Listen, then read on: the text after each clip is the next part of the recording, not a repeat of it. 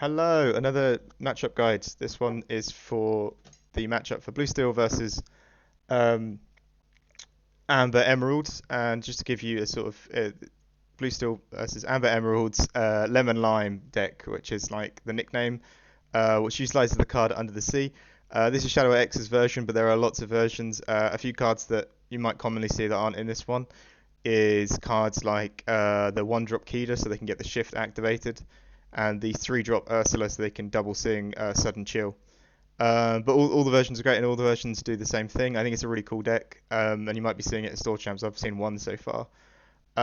So yeah, what it tries to do is heavily discard your deck, sort of using 2-drop Ursula and then Sudden Chills and You Have Forgotten Me, which is like Dad Blasting, the nickname is Lucifer, and then whatever's on the board they can put underneath your deck with Under the Sea.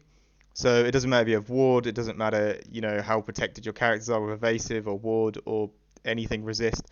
They all just get put at the bottom of the deck. And I've found it quite challenging when I've played into it. But yeah, I can sort of give you my thoughts on it. Um, how we want to keep it in check is this list doesn't have the 1-drop Kida, but if they do, we want to take rid of it. We want to get rid of it um, as soon as we can, because we don't want that shift to make everything's attack below 2, so the card Under the Sea will activate and make everything bottom deck. We want to hide songs because they've got so many things. They've got Bare Necessities and Ursula. They've got 8 cards that can remove songs. Lucifer will just hit us quite hard. We don't want to get too low on the card on the hand size, because what might happen is if you're using Quill or something, you'll get such a low hand size anyway, and then they'll just finish off the last 2 cards with You've Forgotten Me. But as you can see, it's fairly fragile in its sense. It doesn't do anything. It doesn't do any steel or red removal, so nothing's hard removed. The discarding is the hardest part of it, really. The 1-drop Cinderella will come out if you can baboom that. That's great. Otherwise, they will get a Bare Necessities off, which is usually what they tend to go for at the start. If not, they'll hit a Be Our Guest, because the draw package can be quite lacking if they don't get Diablo or Prince John working for them quite hard. They've also got the 1-drop Diablo as well, so they can take a peek at your hand and see what you've got. But yeah, stop talking about their deck and I'll talk about ours. So yeah, what we want to do is when we mulligan, we want to hide our songs, of course. We'd like a nice curve. Quill is also one thing that I'd say try and get it to work, but because they can Cinderella one, sing Bare Necessities, they will take the Quill out of your hand and then you miss ramp. So Mickey is more optimal in this matchup. Anyway, also he's a body on the board, which is nice. Yeah, Port and Hiram are gonna get you a lot of power there. I don't know if this list runs it, no, but some of them might run kit. Some of them might run ways to bounce your characters back to your hand. So watch out for that of Hiram. But yeah, try and keep their yeah. So just look for Mickey, look for Port, look for Hiram, look for your hard steel removal. Character board's nice, but the draw power is better as well. Because what will happen is you want to keep an eye on their singers. So if they've aerialed on 3 and they have another thing that sings for 3, so maybe they've Diabloed and aerialed and they're both dry, they can find Under the Sea and sing that. But what you'll usually find is, yeah, they'll get 8 singers on set up on board, or 8 singers power set up on board, because Sing Together it's a Sing Together card, sorry, Under the Sea. And then they'll play Kida and then put everything you have in your deck under your deck. So yeah, they can get this board set up with like a Diablo or something, and then a aerial, and then they'll play Kida, then they'll sing together with the Diablo and the aerial, or the Prince John and the aerial. So just anything that's got 3 extra singing power to put everything in the deck. As much as you can be reserved with your hand size, if you know they're going for that route and you can't deal with the aerial, what I'd say is the best option is to keep some things back so you can play it once the board's been wiped. And then it's the same with the green steel matchup. Once you hit a whole new world, or if you can hit the whole new world, maybe you get it as a top deck, you undo all of their discarding work. So we do have that fail safe as well, which is quite nice. But yeah, other than that, keep their singers in check. We don't, in this version, besides Zeus, have a clean answer for Ariel after she's been played.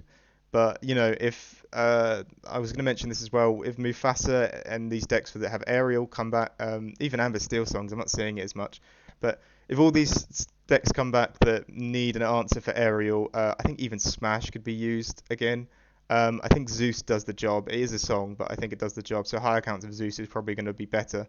But yeah, if we're getting this turn three power creep like characters that we need to deal with that have three health as well, cards like Smash and Zeus are going to be really useful for us. But as I said, I don't see this deck very often. The one time I played it at Store Champs, they were good. I don't think their list was complete though. It felt. But yeah, it was still a good matchup.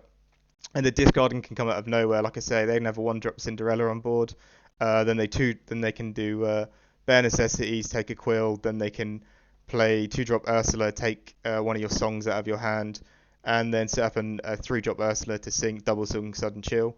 And then they can dad blast you, which is the you have forgotten me.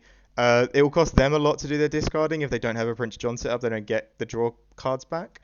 But on top of that, they took all your cards at your hand, and you're in a top deck mode, and you might not have even inked that high. So yeah, it can be a powerful matchup. But best thing to do is try keep their board in check with removal if you can. So grab your swords as soon as you can, boom their Diablos, limit their draw power. They will use cards like Be Our Guest, which, let's be honest, isn't the best card, but if they find an aerial off that, play the aerial. Yeah, I mean, they could have some dream plays where they turn one Cindy, Be Our Guest to find aerial, and then play aerial, and then there they have the Under the Sea set up for them because they'll have 8 singing power.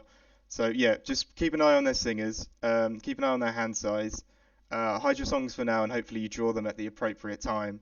Try and win board, but no, they do have a board wipe as well with Under the Sea, which is brutal. It's more brutal than Be Prepared because it's only your side of the board that will be removed.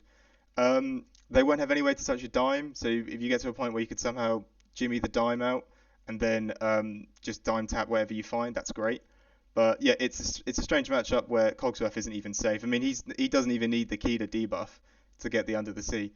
But yeah, if they have to hardcast it, that's going to cost them 8, so that's unlikely they'll do that. They'll most likely want to sing it, so try keep their singers in check. And as I say, Smash could be a good tech card if you were just really struggling with this matchup, but I'm just not seeing it enough. And then of course I think more Zeuses. I think more Zeuses might come with my lists just because I think Fassa will come back after the Bucky errata change, and then we're going to have a load of decks that maybe are just going to thrive again, and we just want to take out that powerful 3 drop. But yeah, I'll just try to do some sample mulligans as well. So yeah, this hand isn't the most amazing hand. I mean, as I say, we're hiding songs. I'd be tempted to keep the quill, but the odds are they might. What was it? Sorry, this is on the play as well. Sorry. They will might bear necessities it, and then we're actually quite far behind. And ramp is important, but ramping with a quill will mean our hand thins quite thick, like quite quickly.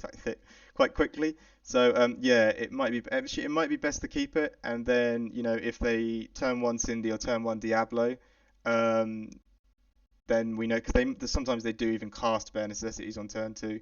But also from so one thing I've learned is if it's a deck that has 2 drop Ursula in it, the more things we send back, the more chances we get songs back as well. So sometimes it's best to just not mulligan as aggressively. This hand's not that bad. I mean, we can cycle draw with the Porpsicles. This will be something we just throw to the discard. Yeah, we don't want diamond opening hand. No one does. But I find in discard matchups it's not that bad because when they say discard a card, you can be like, okay, I'll do lucky dime. So yeah, and this will negate any bare necessities on that. But as I say, we can ink this if we think they're going to bare necessities it. Otherwise, we can keep it. And in these early, I'm saying the word bare necessities a lot, but I think in these early turns we really do need to focus on that. It's a matchup I think where the winner is decided quite early on. They're quite like they don't want to really go into the late game. They want to play things, disrupt you, and then quest. And we just sort of want to build up to sort of win the board in our steel ways and make sure they don't sing Under the Sea. So we'll do again on the draw. I mean, this hand isn't that bad. I'm actually quite liking a lot of things in this hand. I think we'd even just keep Tinkerbell because she's really quite strong in this matchup. And as I say, we want to just throw back as least as possible so that we get the least chance of getting songs back. If we get 2 uninkable songs, it's kind of a bit painful because they'll be able to thin our hand even further. Send that back. Yeah, I mean, we'd like the turn 1 Popsicle, but I think at some other point we could work with that. If we see them set up the Cindy or set up a Diablo so they can see our hand for the bare necessities, we can ink the Quill. But yeah, if we actually, I think with this hand, if we were to get a Popsicle from the draw for being on the draw, I think his hand would just turn into quite a winning hand.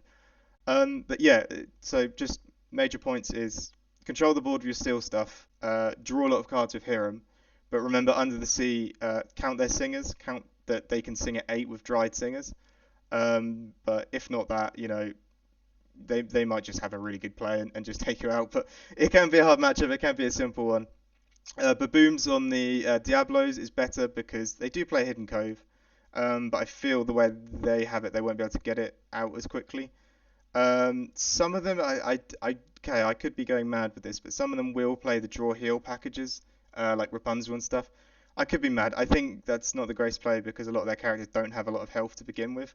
But don't be surprised if they have that and expect the Lucifer turn. I think they play a lot of uninkables or they can't handle as many uninkables, but sometimes you might see Bibbidi Bobbidi coming here, so they might play the Lucifer, then Bibbidi, but just sort of watch out for that. But yeah, make sure you try and win the board by taking out their singers with your steel cards, and then watch out for them having 8 to sing under the sea and totally wiping out your board. But yeah, thank you.